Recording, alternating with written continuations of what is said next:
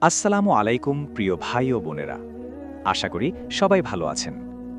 আজ আমি আপনাদের সাথে একটি ছোট কিন্তু শিক্ষণীয় গল্প শেয়ার করব, যার মূল কথা আল্লাহ যাকে রক্ষা করেন তাকে কেউ ক্ষতি করতে পারে না। অনেক বছর আগের কথা। তখনকার সময়টা ছিল অনেক শান্ত আর সরল।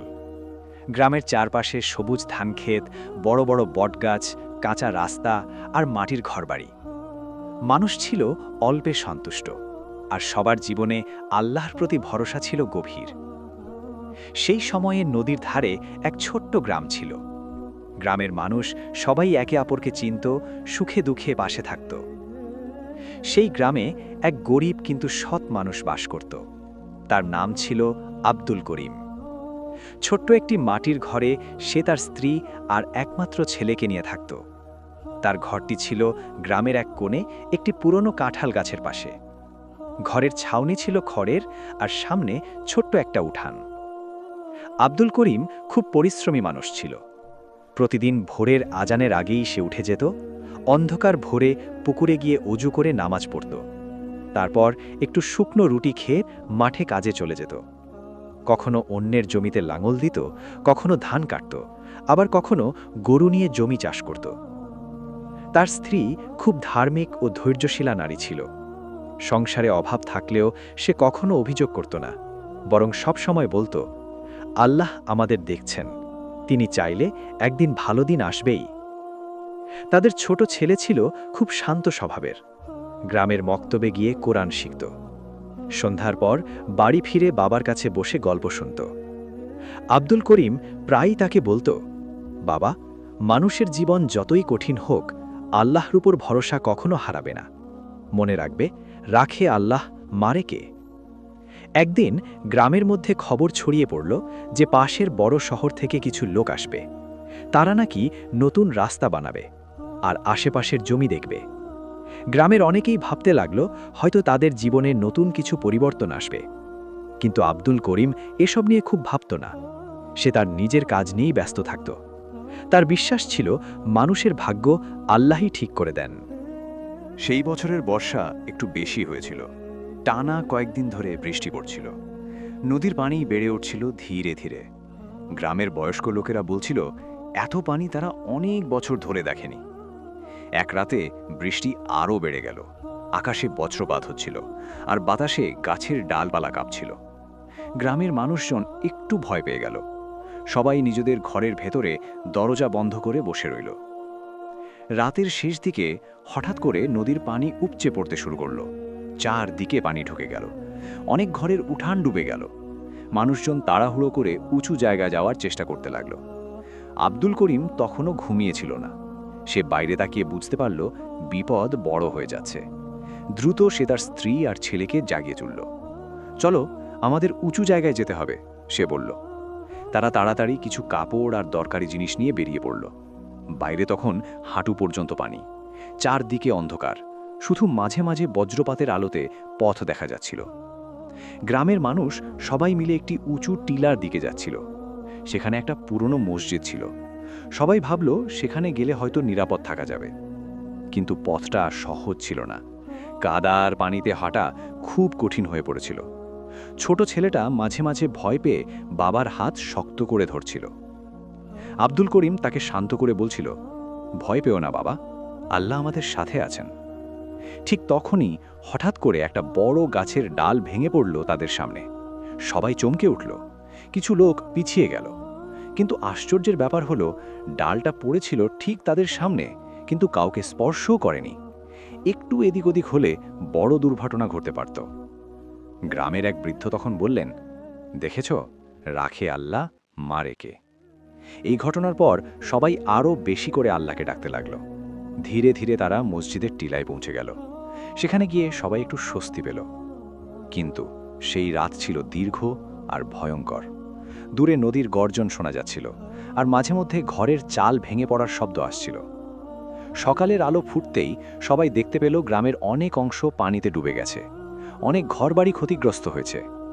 আব্দুল করিম তার ঘরের দিকে তাকিয়ে দীর্ঘশ্বাস ফেলল। কিন্তু তার চোখে হতাশা ছিল না। সে শুধু বলল, যা হয়েছে আল্লাহর ইচ্ছাতেই হয়েছে।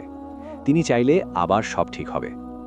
ঠিক তখনই দূর থেকে একটি অদ্ভুত ঘটনা ঘটতে শুরু করল, যা পরবর্তীতে পুরো গ্রামের মানুষকে অবাক করে দেবে এবং সবাইকে আরও দৃঢ়ভাবে বিশ্বাস করাবে যে সত্যি রাখে আল্লাহ, মারে কে। সকালের আলো ধীরে ধীরে পুরো গ্রাম জুড়ে ছড়িয়ে পড়ল। রাতের সেই ভয়ঙ্কর বৃষ্টির পর সবাই যখন চারদিকে তাকালো, তখন তাদের চোখে এক অদ্ভুত দৃশ্য ধরা পড়ল। অনেক ঘরবাড়ি ভেঙে গেছে, উঠান ভেসে গেছে, কোথাও কোথাও গাছ উপড়ে পড়ে আছে। নদীর পানি এখনও গ্রামের অনেক অংশে দাঁড়িয়ে আছে। মসজিদের টিলার উপর দাঁড়িয়ে গ্রামের মানুষজন নিজেদের বাড়িঘরের দিকে তাকিয়েছিল। কারো চোখে পানি, কারো মুখে দুশ্চিন্তা, কিন্তু তবুও সবাই আল্লাহর নাম নিচ্ছিল। আব্দুল করিমও তার স্ত্রী আর ছেলেকে নিয়ে মসজিদের পাশে বসেছিল। তার স্ত্রী ধীরে ধীরে তসবিহ পড়ছিল। ছোট ছেলেটা বাবার পাশে বসে চুপচাপ চারদিকে তাকাচ্ছিল। কিছুক্ষণ পর গ্রামের কয়েকজন সাহসী লোক নিচে নেমে গ্রামের অবস্থা দেখতে গেল। তারা হাঁটু পর্যন্ত পানির মধ্যে দিয়ে ধীরে ধীরে এগিয়ে গেল। কিছুক্ষণ পর তারা ফিরে এসে বলল, অনেক ঘর ভেঙে গেছে, কিন্তু আল্লাহর রহমতে কেউ মারা যায়নি। এই খবর শুনে সবাই একটু স্বস্তি পেল। তখনই আবার একজন বৃদ্ধ বললেন, দেখছো, আল্লাহ যাকে বাঁচান তাকে কেউ মারতে পারে না। সকাল গড়িয়ে দুপুর হলো। বৃষ্টি তখন অনেকটাই কমে গেছে। আকাশে মেঘের ফাঁক দিয়ে সূর্যের আলো বের হতে শুরু করেছে। আব্দুল করিম বলল, চলো আমরা আমাদের ঘরটা দেখে আসি। তার স্ত্রী একটু ভয় পেলেও স্বামীর সঙ্গে হাঁটা শুরু করল। ছেলেটাও বাবার হাত ধরে তাদের সাথে চলল। পথটা খুব কঠিন ছিল, কাদা, পানি আর ভাঙা ডালপালায় ভরা, কিন্তু ধীরে ধীরে তারা নিজেদের বাড়ির কাছে পৌঁছালো। দূর থেকে দেখে মনে হচ্ছিল তাদের ছোট্ট মাটির ঘরটা হয়তো আর নেই, কিন্তু কাছে গিয়ে তারা অবাক হয়ে গেল। ঘরের চারপাশে অনেক ক্ষতি হলেও তাদের ঘরটা পুরোপুরি ভাঙেনি। কাঁঠাল গাছটা ঝড়ে অনেক ডাল হারিয়েছে, কিন্তু সেই গাছটাই যেন ঘরটাকে আড়াল করে রেখেছিল। আব্দুল করিম আকাশের দিকে তাকিয়ে বলল, আলহামদুলিল্লাহ।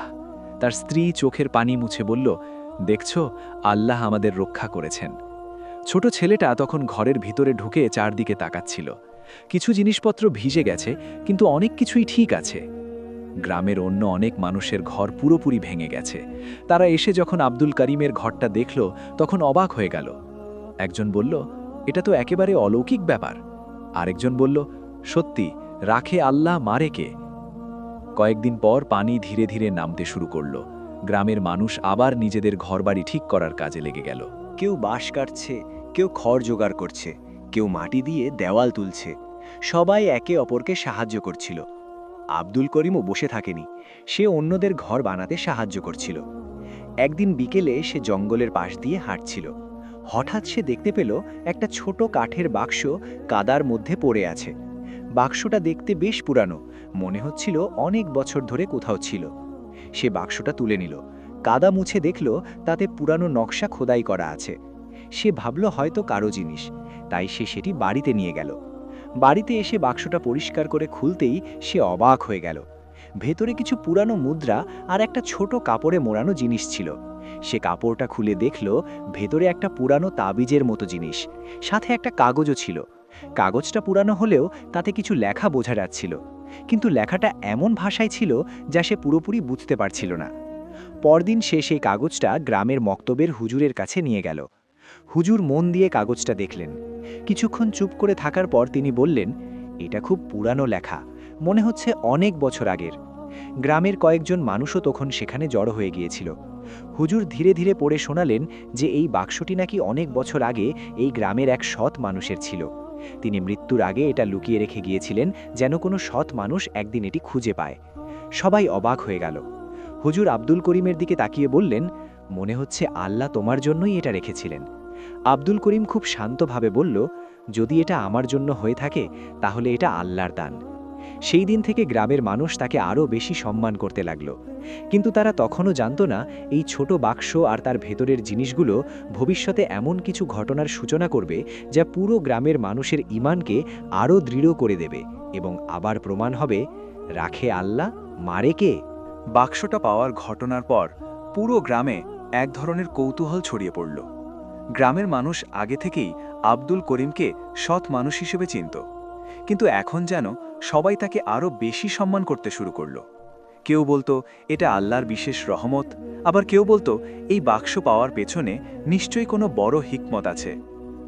সেই দিন বিকেলে মক্তবের হুজুর আবার কাগজটা নিয়ে বসেছিলেন। তিনি আলোতে ধরে ধরে লেখাগুলো পড়ার চেষ্টা করছিলেন।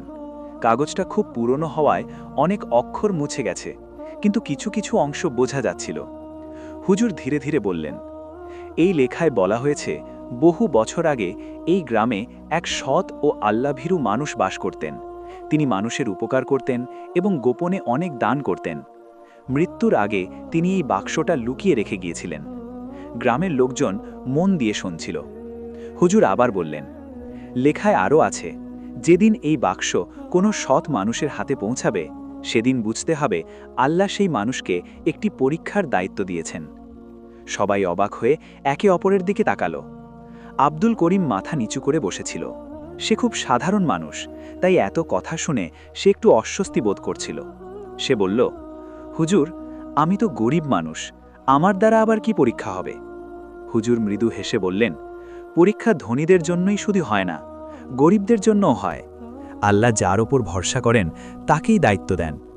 এরপর কয়েকদিন গ্রাম ধীরে ধীরে স্বাভাবিক হতে শুরু করল। মানুষ আবার মাঠে কাজে যেতে লাগল। বাচ্চারা আবার মক্তবে পড়তে শুরু করল। কিন্তু সেই বাক্স আর তার ভেতরের জিনিস নিয়ে মানুষের কৌতূহল শেষ হচ্ছিল না। এক রাতে অদ্ভুত একটা ঘটনা ঘটল। গভীর রাত, চারদিকে নিস্তব্ধতা, শুধু দূরে ঝিঝি পোকার শব্দ শোনা যাচ্ছে। আব্দুল করিম ঘরের ভেতরে ঘুমাচ্ছিল। হঠাৎ তার ঘুম ভেঙে গেল। সে অনুভব করল যেন বাইরে কেউ হাঁটছে। সে ধীরে ধীরে উঠে দরজার ফাঁক দিয়ে বাইরে তাকালো, কিন্তু বাইরে কাউকে দেখা গেল না। শুধু কাঁঠাল গাছটা বাতাসে একটু একটু নড়ছিল। সে আবার ঘরে ফিরে এলো, কিন্তু তার মনে একটা অদ্ভুত অশান্তি রয়ে গেল। পরদিন সকালে সে ঘটনাটা কাউকে বলেনি। সে ভাবল হয়তো তার ভুল ধারণা। কিন্তু কয়েকদিন পর আবার একই ঘটনা ঘটল। এইবার সে স্পষ্ট শুনল কারোর পায়ের শব্দ। সে দ্রুত বাইরে বেরিয়ে এলো, চারদিকে তাকালো, কিন্তু আশেপাশে কেউ নেই।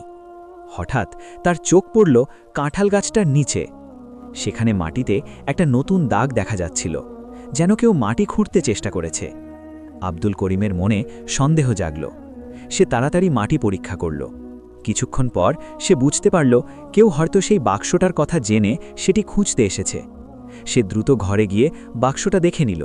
বাক্সটা ঠিক জায়গায় ছিল, কিন্তু এখন সে বুঝল এই বাক্সের কথা হয়তো গ্রামের বাইরে কারোর কানে পৌঁছে গেছে। সেই রাতেই সে হুজুরের কাছে গেল। সব কথা শুনে হুজুর কিছুক্ষণ চুপ করে রইলেন। তারপর বললেন, এই পৃথিবীতে ভালো মানুষ যেমন আছে তেমনি খারাপ মানুষও আছে। কেউ কেউ লোভে পড়ে অন্যায় কাজ করতে পারে। এরপর তিনি বললেন, কিন্তু মনে রেখো, রাখে আল্লাহ, মারে কে?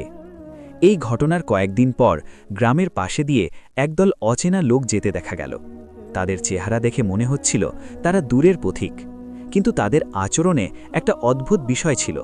তারা গ্রামের মানুষের সাথে খুব বেশি কথা বলছিল না, কিন্তু চারদিকে খুব মন দিয়ে তাকাচ্ছিল। গ্রামের কয়েকজন লোক এটা লক্ষ্য করেছিল। সেই রাতেই আবার কাঁঠাল গাছের নিচে শব্দ শোনা গেল। এইবার আব্দুল করিম প্রস্তুত ছিল। সে ধীরে ধীরে বাইরে বেরিয়ে এলো। চাঁদের আলোয় সে দেখল দুজন অচেনা লোক গাছের নিচে দাঁড়িয়ে আছে। তারা মাটি খুঁড়তে চেষ্টা করছে। আব্দুল করিম তাদের দেখে চিৎকার করে উঠল। গ্রামের অন্য লোকজনও শব্দ শুনে বেরিয়ে এলো। অচেনা লোকগুলো দ্রুত পালিয়ে গেল। গ্রামের মানুষ তখন বুঝতে পারল বাক্সটার খবর সত্যিই বাইরে ছড়িয়ে পড়েছে। কিন্তু আশ্চর্যের বিষয় হল, সেই রাতের পর আর কখনো কেউ বাক্সটা চুরি করার চেষ্টা করেনি। কিছুদিন পর গ্রামের একজন বৃদ্ধ বললেন, এই বাক্সটা হয়তো শুধু টাকা নয়, এটা আল্লাহর একটা নিদর্শন। তার কথা শুনে সবাই চুপ হয়ে গেল। সময়ের সাথে সাথে সেই বাক্সের মুদ্রাগুলো গ্রামের মানুষের কাজে লাগানো হলো। সেগুলো দিয়ে মসজিদ মেরামত করা হলো, মক্তব বড় করা হলো, আর গরিব মানুষদের সাহায্য করা হলো। আব্দুল করিম নিজের জন্য কিছুই রাখেনি।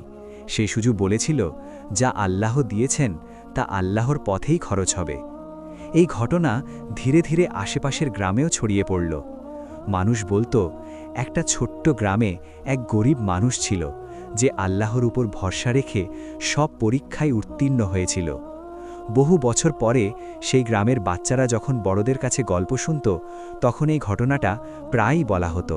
আর গল্পের শেষে সবাই একই কথা বলতো, মানুষ যতই চেষ্টা করুক, যদি আল্লাহ কাউকে রক্ষা করেন তাহলে তাকে কেউ ক্ষতি করতে পারে না। সত্যি, রাখে আল্লাহ, মারে কে? শেষ কথা, আল্লাহ যাকে রক্ষা করেন তাকে কেউ ক্ষতি করতে পারে না। তাই সব অবস্থায় আল্লাহর উপর ভরসা রাখা এবং সৎ পথে চলাই মুমিনের প্রকৃত শক্তি। জাযাকাল্লাহু খাইরান।